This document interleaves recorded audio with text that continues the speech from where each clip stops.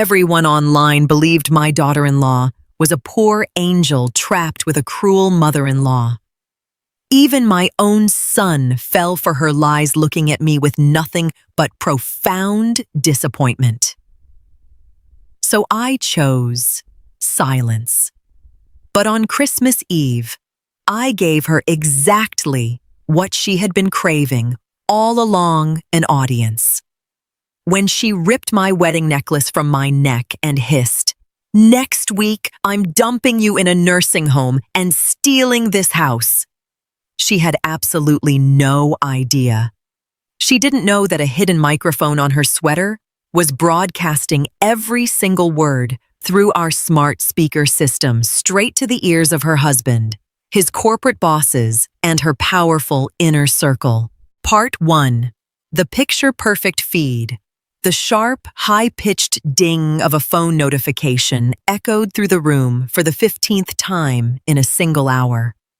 I let out a quiet sigh, setting my Earl Grey tea down on the meticulously polished oak table. At 60, I cherished the quiet serenity of my suburban Boston home more than anything in the world. But ever since my son Harrison married Genevieve and moved back in to save up for a down payment, that peace had vanished into thin air. Across the living room, Genevieve, sporting a trendy salon-fresh blonde blowout and an oversized, wildly expensive cashmere sweater, was adjusting the angle of a massive ring light. "Beatrice, love, could you scoot just a tiny bit to the left?" she called out, her voice dripping with artificial sweetness. "Your mug is totally throwing off the composition for my cozy autumn vibe aesthetic." I subtly tugged at the lapel of my cardigan. "Genevieve, this is my living room, and dinner is almost ready." "It'll take literally 2 seconds," she groaned, tossing her head back. She pivoted toward Harrison, who had just trudged through the front door. He looked utterly drained as he tossed his leather briefcase onto a chair. "Harrison, babe, talk to your mom. I'm just trying to get a heartwarming family photo for my lifestyle magazine feed.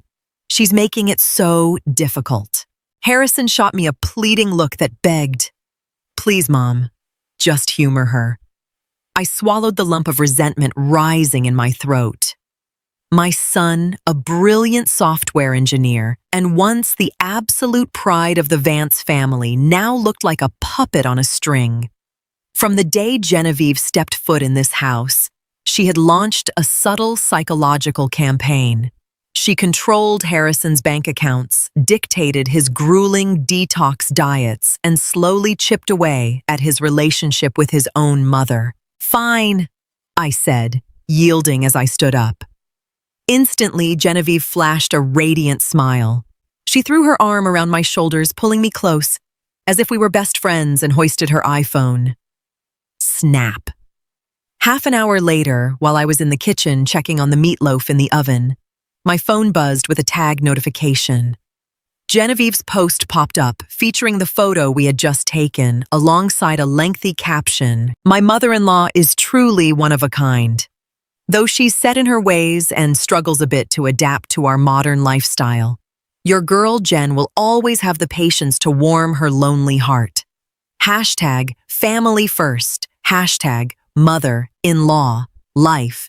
Hashtag blessed." Beneath it, hundreds of comments flooded in. "Oh, Jen, you're an angel.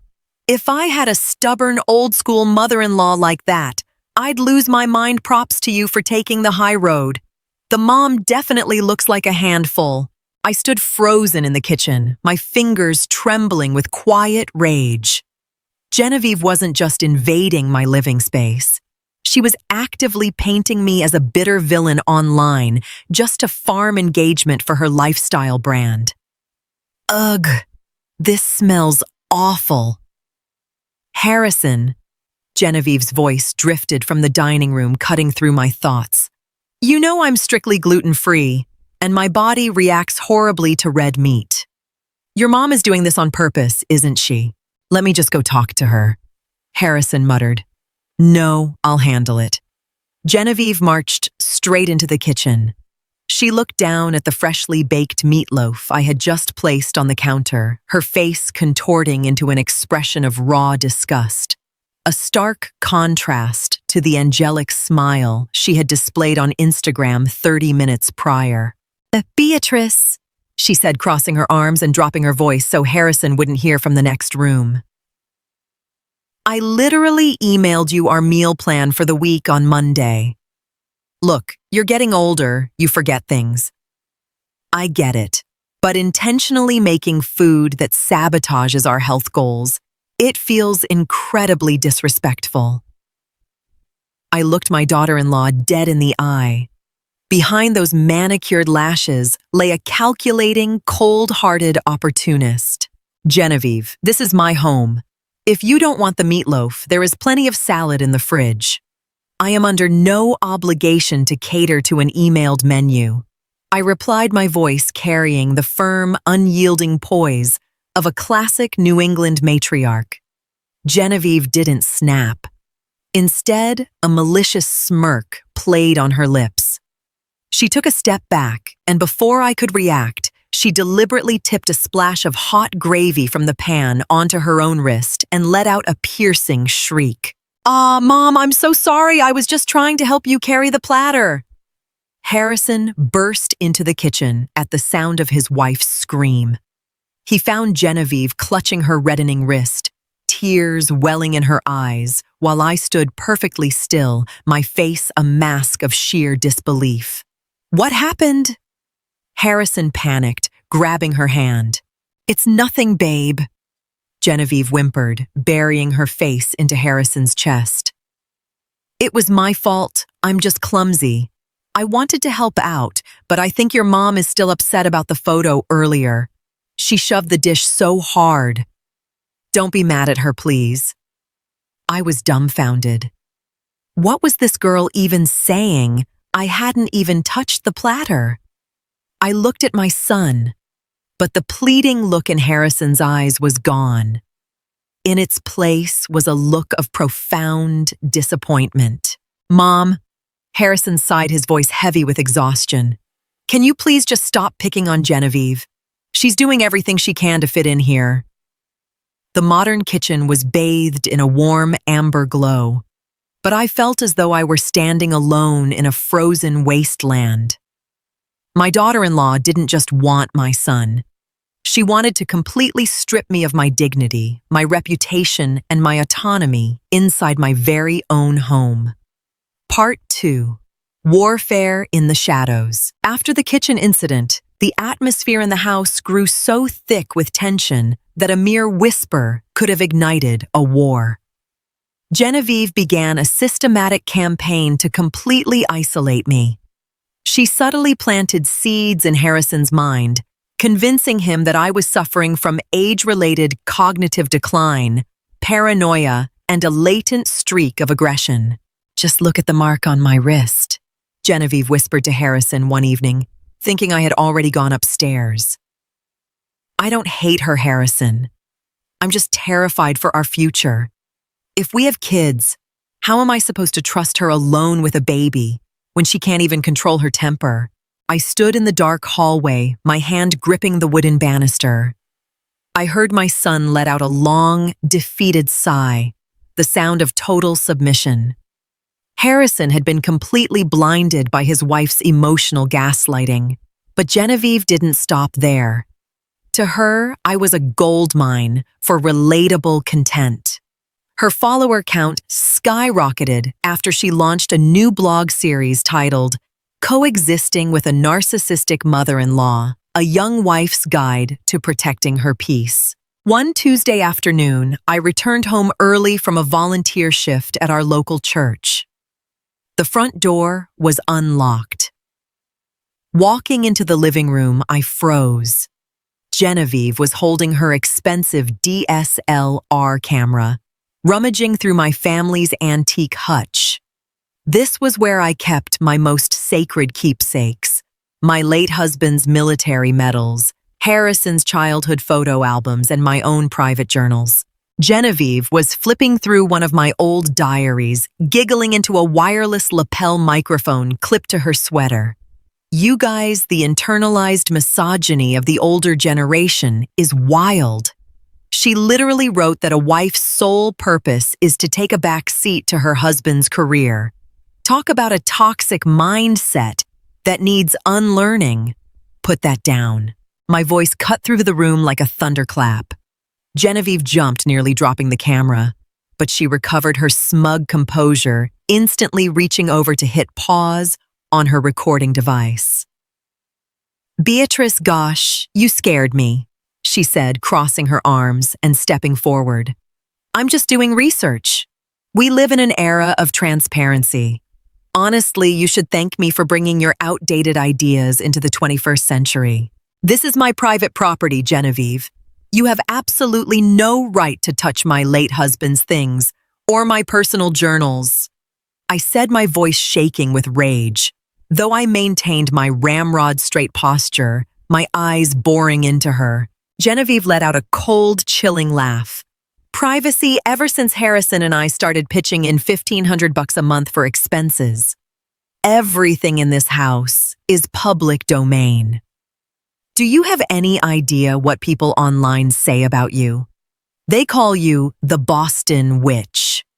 If you want Harrison to keep showing you an ounce of respect, I suggest you shut your mouth and play the quiet, fragile old lady." For the first time, I realized that elegance and moral superiority were useless weapons against a viper. If I kept taking the high road, I would lose everything: my home, my dignity, and my only son. Slowly, my fury gave way to an icy, absolute calm.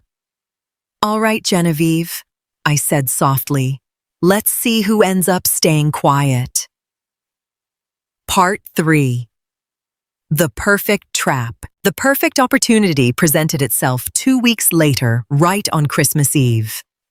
Genevieve had planned a lavish dinner party, inviting a handful of prominent lifestyle influencers and several of Harrison's corporate bosses.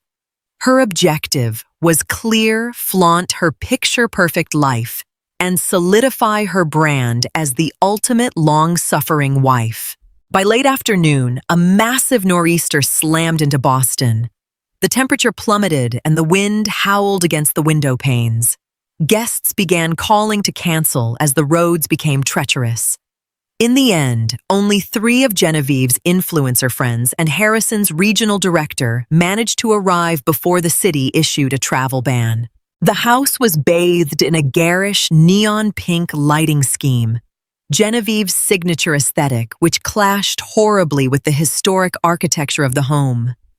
Harrison was busy mixing cocktails at the bar, while Genevieve, stunning in a silk slip dress, mingled with a glass of champagne in one hand and her phone in the other, live streaming the party's setup. Then I walked downstairs. I wore an elegant, understated cream dress. Instead of hiding in my room, as Genevieve expected, I stepped right into the mix. Smiling warmly, I engaged Harrison's boss and Genevieve's friends in effortless conversation. My natural grace, sharp intellect, and background as a former cultural diplomat easily captivated the room, instantly making Genevieve look shallow and outclassed on her own turf. Jealousy flared hot in her chest.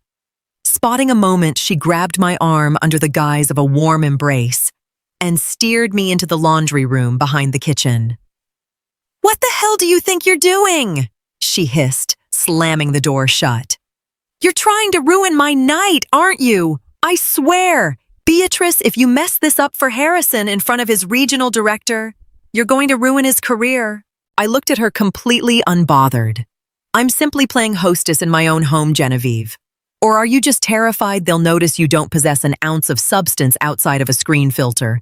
"You miserable old bitch," she snapped, losing her composure entirely. She shoved me backward against the shelving unit.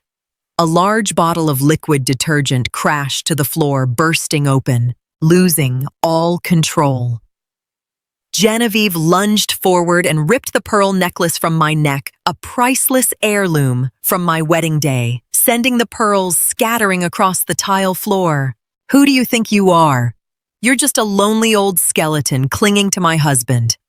Let me tell you something next week. I'm making Harrison sign the papers to sell this place, and we are dumping you in a state-run home in the middle of nowhere. And he will do it because I have the one thing you'll never have again: youth and total control over him. Genevieve stood panting, her beautiful face distorted with malice. She braced herself, expecting me to burst into tears or beg for mercy. Instead, I slowly stood up, brushing off my dress. There wasn't a single tear on my face.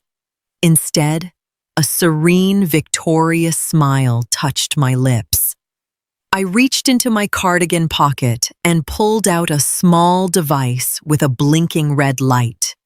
It was the high-end wireless lapel microphone that she had misplaced in the living room the week prior. And it was connected directly to our whole home's Sonos smart speaker system. Every single word, the vitriol, the verbal abuse, the plot to steal the house, and her true toxic nature had just been broadcasted in crystal clear, high-definition audio across every single room in the house. Harrison, his boss, and the influencers had heard every single syllable. The laundry room door clicked open. Harrison stood on the threshold, his face entirely bloodless, his eyes wide with horror and overwhelming shame. Behind him, Genevieve's influencer friends were staring at her with utter revulsion, and naturally, one of them already had their phone out, recording the entire aftermath. Part 4. The clean slate. Genevieve's carefully constructed empire of glass crumbled in an instant. There was no room for gaslighting, narrative twist, and no way to play the victim when her own voice had betrayed her in front of the most influential people in her life. Harrison's boss, a traditional family man, simply patted Harrison on the shoulder with a look of deep pity before gathering his coat and leaving into the snowy night. For Genevieve, the digital execution was swift. One of her influencer rivals, sensing viral gold, uploaded the raw footage of the confrontation online before the night was over. Within hours, her social media pages were buried under tens of thousands of comments calling her out, and her brand sponsors dropped her by sunrise. The woman who lived by the algorithm was completely destroyed by it. The next morning, the blizzard had passed, leaving behind a crisp, brilliant blue New England sky. Genevieve sat hollow-eyed in the entryway next to a pile of hastily packed suitcases. The arrogance was entirely gone, replaced by the pathetic stillness of someone who had lost everything. Harrison stood by the window, his back turned to her. He had already called a divorce attorney. As she reached for the handle of her suitcase to leave, I sat at the dining table, gracefully sipping my Earl Grey. She stopped looking at me with a mixture of burning hatred and profound fear. "You think you won?" She croaked, her voice raspy. "You ruined my life." I set my teacup down the porcelain, meeting the polished oak with a soft, authoritative clink. I looked up, my expression calm, regal, and entirely unbothered. "I didn't ruin you, Genevieve. Your own greed and malice set fire to your life. I merely let the world see the flames," I said smoothly. "Now please remove yourself from my property before I have the police escort you off for trespassing." She bit her lip, gripped her suitcase, and walked out the front door, letting it slam shut behind her. The house instantly settled back into its natural, beautiful quiet. Harrison walked over to me, sinking to his knees beside my chair, burying his face in my lap, just like he used to as a boy. "I am so sorry, Mom." He choked out, his voice thick with emotion. "I was so incredibly blind." I gently ran my fingers through my son's hair. I didn't offer a lecture, nor did I say "I told you so." I knew my son had paid a devastating price for his naivety, and that was lesson enough. "It's all right, sweetheart. I said softly, looking out the window at the pristine, snow-covered garden. The storm has passed. Now let's clean up our home. The morning sun streamed through the historic glass panes, finally bringing real warmth back into the Vance family home. The toxicity was gone, leaving behind the quiet resilience of a family rebuilt from the ground up. Thank you for being part of the Quiet Revenge community. This channel was created to share stories about family betrayal, resilience, lost justice, and the quiet strength that helps people move forward. While AI tools may assist with certain parts of the creative process, every story is carefully selected, reviewed, edited, and produced by our team with great care and respect for our audience. Because our channel's monetization is currently disabled, viewer support helps us continue creating these stories and improving the channel. If Quiet Revenge has ever brought you comfort, reflection, or companionship, please consider supporting us with the cost of a small cup of coffee. Patreon, https://www.patreon.com/Quiet Revenge Family Co-Fi https://ko-fi.com/The Story Family PayPal https://www.paypal.com/PayPal me/Kan No matter how you support us through a donation, a comment, or simply watching, thank you for being here.